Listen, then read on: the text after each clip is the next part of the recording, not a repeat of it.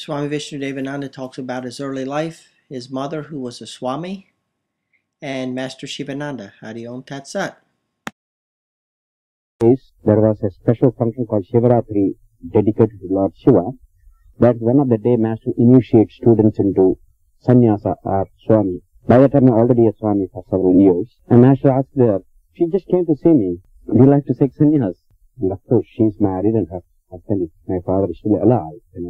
Once they take a Swami order, they can't go back home. She can't go back home. She said, yes, Swami. And so my mother also in 3 days she became another Swami. Her wish also fulfilled. Since childhood she had this tendency to spiritual samskaras.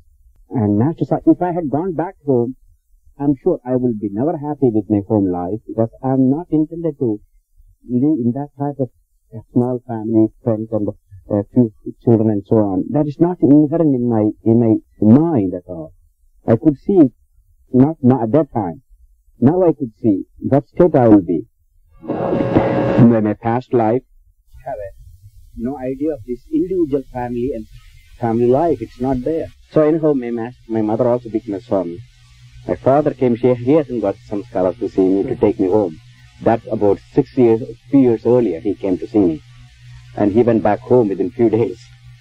So that was the story of my parents. Anyhow, that's the day I closed the chapter.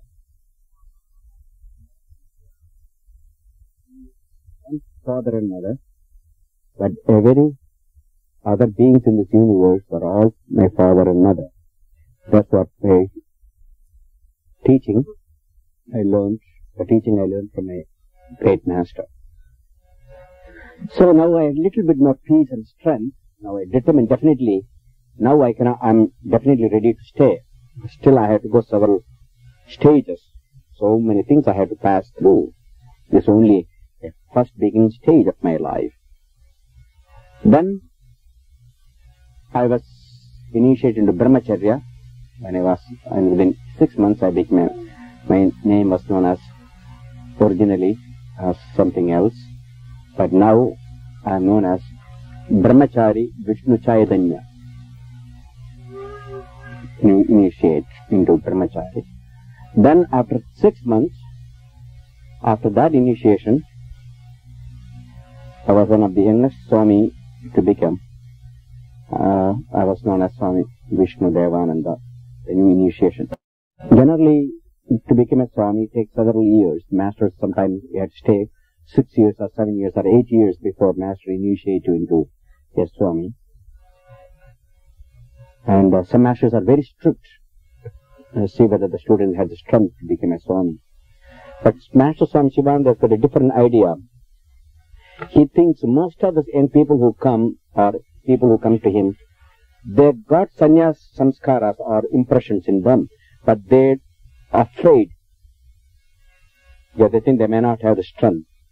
In fact, no one is actually perfect to become a pure Swami. It's not possible in one life to become a completely and pure Swami, to follow a very strict rules. In one life it is not possible. So Master thinks, even if someone may not be able to 100% Swami, he can only be 20% Swami, is much better than no Swami at all. So that's what his idea is quite different from all of us. You see, other Swamis didn't like it, other gurus didn't like it. Swami Shivananda initiates everyone into Swami order. And that's not the right thing, So they say special qualification. It is better to aim a lion, and catch him than aim a jackal and catch it. Anyone can catch a small fox or jackal, but to catch a lion you must be strong. So aim high, even if you fail, it's much better. So that's what Master's idea. So in one life you may not be able to be 100% Swami, even to 20% Swami in this life. Next life you'll be another 40, you can add to 60%, so he's closer, is it? So that way. So he didn't know, I didn't know, actually you must know that I didn't go to become a Swami. I never had even the strength to become a Swami. But it is his strength and power. He gave me the initiation in 1 year, though I was quite young, 19 only. So at the age of 19, people generally take Swamis only when they're 30, 40, after 10, 12 years of staying. And within 1 year, I became a Swami. And not only that, I was I was appointed as the youngest professor of Hatha Yoga. First professor, actually, senior professor. This is the time Master started in 1949. Master started the Yoga Vedanta Forest Academy, Forest University. And he took 4 of his disciples, and each one he allotted a particular yoga. Master teaches all yoga. He is a master of all yogas. There are 4 main yogas: Karma Yoga, Bhakti Yoga, Raja Yoga, and Jnana Yoga. And Karma Yoga is the path of selfless service. Bhakti Yoga, the devotion. Raja Yoga contains Kundalini Yoga, Hatha Yoga, Mantra Yoga, Lay Yoga. And Jnana Yoga is the Vedanta, that's our philosophy. Master is synthetic. He practices integral yoga, synthetic yoga, synthesis of all yoga. And but at some of us, each one of his students has got a specific tendency to follow one yoga more than others. For instance, I like Hatha Yoga and Raja Yoga from the very beginning. As you know that when I met first time Master, everything threw me into me. I could do asanas and pranayamas, all came. I didn't learn asanas, pranayamas just like I teach you. In fact, asanas and pranayamas, even ashram, in the very ashram itself, was not taught at that time very clearly. But Master awakened all the my past knowledge, and then I revived this whole yoga from the past, which was almost in India, which was lost many times, long time ago in India. It was not known well. So he appointed me, and I was 19, the first senior Hatha Yoga professor. And the others, like Swami Chidanand, he made Raja Yoga, another Swami Bhakti Yoga and Karma Yoga. So different Swamis used to give lectures and classes on this subject. Master used to come and sit and watch. Now, first of all, I didn't have any qualification to become a professor. I didn't even learn things properly from the Master. I'm only here for the year and a half now. I was a little bit scared too, because I don't know what I'm going to teach. People will be coming and asking me to teach. Am I ready, or unless I'm still practicing yoga? But Master said, don't worry, have faith, you will be. And that was sufficient. He was behind me. The moment I start teaching, it started pouring, as if I know that someone is there behind. That's the Master. He is using me as a way to communicate and to help the people. I could feel that I could answer things with many questions which I couldn't even, I was amazed myself, how could I answer such questions? Somewhere I'm able to switch on and the answers start pouring. And that is, Master is touching up somewhere. So my body and my mind become an instrument in the hands of my Master to bring Hatha Yoga, to reawaken Hatha Yoga. Naturally, at those days I didn't have so much experience as I am having now. But then slowly, the methods came, step by step, how to divide the Hatha Yoga, how to start, how to finish it. So the whole thing, the whole system now you are learning has been completely brought from my past experiences and made into a specific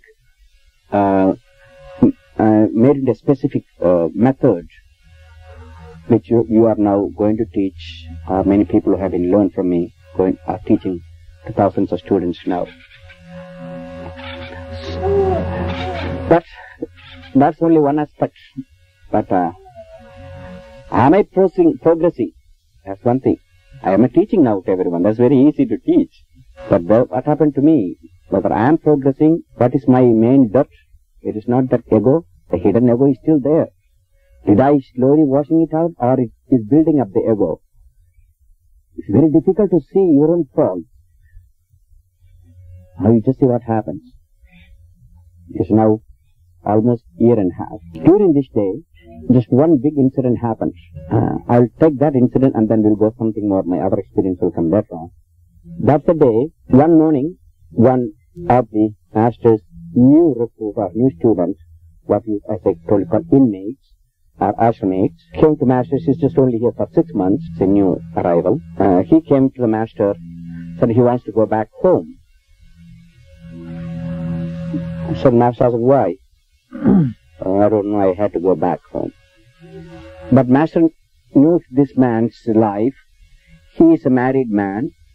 He's only in his early 20s. But his wife committed suicide because of his life, and she couldn't take him anymore. And so he didn't have any peace of mind, so he left home to find some peace, because wife is committed suicide and he is absolutely lost himself. So he came to Shivananda's ashram. It's not intention to stay permanently, or at least to get some peace, maybe what. So Master gave him simple work and asked him to do some japa and so forth to get peace of mind. Master is very compassionate to people like this. After 6 months, he wants to go back home. Well, that's no harm if he wants to go back, but he also demanded he wants fare to go back home. That is, his home is in South India, 2,000 miles, and our ashram always run in debts. Master always gives more than what it comes. This is the way his nature. He feeds about 200 people, and they have to have food for them. And always in debts and debts and debts always. Plus he prints books and gives free books, free literature, free food. It is that his heart is always want to give. So there was no money. Actually, we are running debt. Sometimes we are so bad. We have to sometimes hours of these few swamis will go and beg our own food outside in earlier days. So the master said, I don't want to say what state of mind he was, but I don't know at that time. And I was there at that morning. This master's office, it happened in the morning. So he said, it's not possible at present, we don't have the money. Stay for a few more months and get yourself peace of mind instead of going back home. But he was not satisfied. What happened to him? He just left Master that and went to his room.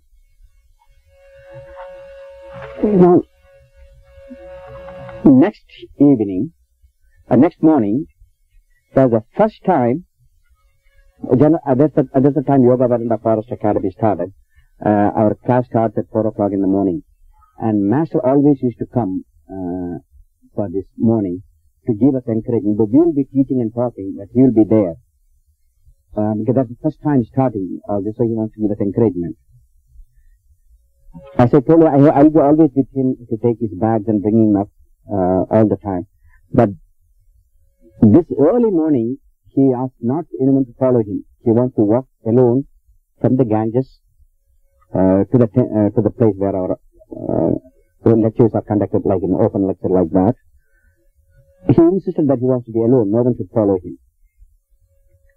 So I didn't go generally. Then means I didn't go early morning to help him bring him up. So he was walking. But that one particular morning he didn't come at all. We were astonished because he never misses. And naturally we can't go and knock his door. Why he didn't come? Because he won't. If he doesn't come, he doesn't open his door, he cannot go inside. That's the rule. So we waited till 9 o'clock, 10 o'clock, as usual. Waited to open, to come out. See what happened. Maybe he's sick or what. So as usual, 9 o'clock he opened the door. He came out and he was okay. And there was nothing unusual. So we kept quiet.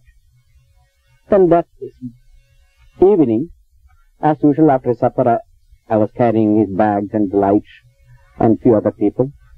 I was coming up to the bhajana hall, where yoga hall, where we meditate evening. And as we were coming up, on the way, Master asked me, Vishnu Swami, this way he addressed me, Vishnu Swamiji. Vishnu Swamiji, where is Govindan's room? That is the man yesterday who came for money, the man who wants to go back home. Which is his room? There are a lot of rooms. And so Swamiji, I think he's staying such and such place. Take me first there before we go to the yoga hall. Let us go there, and I want to talk to him. His Master's mind must be hurting since he said no, because he can't say no to anyone. That is hard. He hasn't got any money. If he had money, he would have given immediately. But still, he hurt the feeling of a man. He cannot do that. And that's another motive of his is never hurt others' feelings. He knew that he hurt the feeling of another man. So he wants to go and at least apologize or what, I don't know. So please take me there to him. So I led him back, because I used to have a lantern at night. We don't have electricity there. A small hurricane lantern. And I was showing that light. So in that semi-light, we are walking up the mountains to various cottages, and I took to his room. I still remember that particular day I will never forget it. I brought Master, and there are also other devotees there just who are generally following up. And Master came and knocked the door, and he opened. He was in a very depressed mood. So he asked, Govindan, how are you? He didn't answer. He just showed his face. You really want to go home? You know it is not good. You really want to go home? He just showing, but never answered anything yes or no. Because maybe he is hurt, maybe he is angry, maybe we don't know what he's thinking about. But after 10 minutes, Master asked him, he is not answering. Maybe thought, hey, this is not the time to bother him too much. Okay, let us go. I will talk to him tomorrow. So we don't want. So again, Master, he wants to give the privacy. Maybe he's not in a good mood, but he should not too much bother him. So we came back and we went to the yoga hall. Master used to sit just on the door as usual, and the 2 rows of people, one side women and men sits other side. And then as soon as Master comes, I take Gita and we read the Gita first, and then we dim the lantern. There's only light, again lantern, that hurricane lamp. We dimmed it a little bit, and in the semi-darkness we start meditating. At that time, after 15 minutes of meditation, generally I used to face Master both. So Master will be sitting there, I'll be facing there. But this time I sat there and facing other side of the group. Master is that side, and we generally don't sit directly in front of the Master. That is not the right thing, so we just move a little bit and face the other way. And in the semi-darkness, suddenly I heard some noise. Suddenly the breaking of the glasses and the thunder and so on. So just we all woke up from our silent meditation, still darkness. So I looked in the little bit of light is there. I looked at the same where the thing come up, and Master is seated there, and there is someone beating on Master's head. Just an instinct, naturally, I jumped from the, everyone was stunned, and naturally I was always with Master, so it's my natural instinct to protect the Master. So I jumped from the seat and went and caught hold of him. I don't know who he was, what he was, nothing. And then we put the lights on, then only I saw already, he was hitting 4 times on the Master with an axe. But just a miracle, Master was just looking at him simply without moving. And he's sitting on the Master's bare head with a big axe. But somehow it missed all the hit. It's just a miracle. And I myself didn't know at that time he was using an axe. I thought he was using a stick. But the light was brought only, we saw that, thank God. One small blow on his bare head, it is bald, and I had to split the head into pieces. But actually, I had enough strength to hold him for the time being. Then others came, and first time I actually gave a real slap. And I'm a Swami, I'm not allowed to hit anyone. But I did that. It's just instinct, again.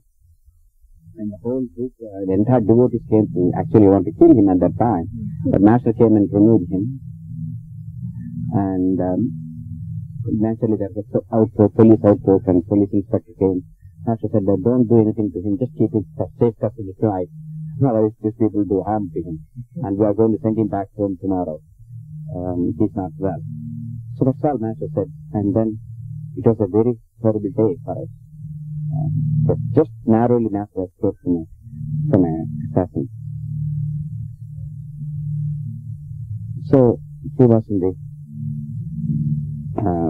jail outpost there nearby. Next morning, still I shook up from the last night's action. So after myself and Andrei Swami, we don't want to anything more happen at night time. So he thought we have to protect our Master. Generally Master sleeps all alone in his cottage and the banks of the Ganges. So we had that's a veranda, but it's cold, wind is always blowing from the Ganges at night. So anyhow we decided hereafter we must sleep outside in case someone at night time, anyone can come and do anything to the Master. Master doesn't care about anything. So we stopped sleeping outside in his house at night. I was still shook up from that whole incident. I could see the whole thing, I was still young, only 19, I saw first time a murder actually with an axe. Next morning after that, Master asked me to go into the office, but instead of going to the office, he took some flowers and garlands and fruits. Sometimes he goes to the morning to the temple. We thought that he's going to the temple because last night's evil nature he wants to neutralize it. Maybe he's going to the temple. So we followed him. But he didn't go to the temple. On the way, he just turned toward the police station and directly went to the police station, asked the police officer to open the gate and asked the prisoner who is now temporary inside. And he came to see his own would-be assassin. And I will never forget that day. He garlanded his what you call his disciple or his assassin or whoever it is, and worshipped his feet. He put flowers in his feet, and then fell completely at his feet as if he is prostrating before God. Remember the humility. You remember me? My first lesson was what? He bowed before me, an unknown boy. Here is also is bowing before an assassin, before a murderer. He didn't consider he is a murderer. He only thinks God has come to test him, test Shivananda, and God has come through his disciple to test him. That's what he feels. So we saw he worshipped his own would-be assassin. And then that day onwards, we became very bit more careful to see Master's life will not be endangered by any other person. We try to protect him as much as possible. So now see what happened. Why I brought the subject is to show what happened to me personally. I was MS Swami at the TM Swami Jiva. One is both same age, I think. And I was the Hatha Yoga professor. I am Master's personal assistant. I teach Hatha Yoga. And plus I even saved Master's life. All this added to what? My ego started going up. It's blowing up now. Plus, I had a lot of work to do. Apart from that thing, life was not very easy. Just like here, we had only the limited amount of food, and I used to get up in the morning 4 o'clock onwards, then continuously working, attending all these duties and meditation, then evening classes, conducting classes. Then I go back and meditate 11 o'clock when everyone goes to sleep. I go to the Ganges and do my own sadhana and meditation 12 o'clock. So very hard. I had 2 hours sleep every night. Plus extremely difficult. So many jobs. I had to carry milk and we had to go to the flooded waters and innumerable type of work. Then, apart from all this ego, then comes, I'm here for more than 2 hours. What I'm doing all type of work and work and work. There's no time for me meditation. There's no time for my own sadhana. I can't do my pranayama. Asanas constantly called by. This is not a real ashram, People start coming up, Swami Shivananda is not teaching me everything. He is only asking me to work all the time. No, I started seeing what? False teacher. Slowly, not only ego is developing, but this cloud is coming up. Slowly I started seeing fault in my master. And the ego started building up. By the time, even they specially built a special room just in Master's cottage itself for me, specifically for my use. And then first time again, Master sent me as the representative of myself and Swami Chidananda. The first lecture tour outside the ashram. He asked me if there is a big conference, yoga conference, and Swamiji allotted Swami Chidananda and me together to go and represent him for this great conference. I was still only a young man, but that's a great thing, great honor. There are so many Swamis that I had the opportunity to go and represent Swami Shivananda and demonstrate asanas, and thousands and thousands of people will be there. And naturally people give us a great respect when you come from Himalayas, especially Swami Shivananda's disciples. Plus we are coming from the Himalayas. And so, when we went there, we had a royal welcome. Thousands of people there. We have been garlanded and worshipped, We lifted up and left up as we are real gods, We worshipped every day, and again the best food and best accommodation, people coming and falling at our feet. Can you imagine what a state thing is, So, what happened further? Ego started going up. So, then, one day, then after I came back from this 2-3 days of program, and then again the work and this and that and this, Master looked at me when he saw what is happening in me. This is the time the ego is reaching is a dangerous level. It's like a fever, It's gone 104 degrees more. Now it's reaching. It will kill the person. It's time to reduce this ego. There will be no. So he said, Vishnu Swami, I went evening to take the lantern, and the usual was to lead him to the office, to that satsang of me last work. He called, Vishnu Swami, I don't need your service anymore. He called another young Swami to do my job for him, whatever the work I was using for him. You can go and meditate. You can meditate now. I don't need your work. Someone will do that. That is around 8 o'clock in the evening. You know what that means? It's really the greatest blow ever I had in my life. To get a word from my master like that, it's not easy to take it. That very night, I didn't go to satsang, to meditation on that day. Generally, I never miss. Always I will be with the master for meditation. This is the day. So another Swami came and took master. And I was still in master's cottage in the small room where I have been allotted. So I just wrote a small note. And I left, I'm leaving. So at that night, I left the ashram. I only had a pair of clothes and a small vessel and a blanket. I'm up wandering now in the Himalayas. I moved on to that very night. And further up, walked about 15-16 miles in the jungle, in the forest. Stayed overnight near a village. Still, the shock is not easy. You cannot never understand. It is the greatest shock I ever had. I loved my master very much. Still, I love him so much. Here I somehow I displeased him, and knowingly or unknowingly, maybe I wasn't ready to understand him. But anyhow, he gave me the punishment which I could not take on that day, the greatest punishment. From that onwards now, I'm entering a new type of dimension, a spiritual life. There is no more support or the shade of a teacher alone, trying to find the answer. Still, completely believing in my master in my heart, I never forgotten him. More I thought of him now than any other time in my life.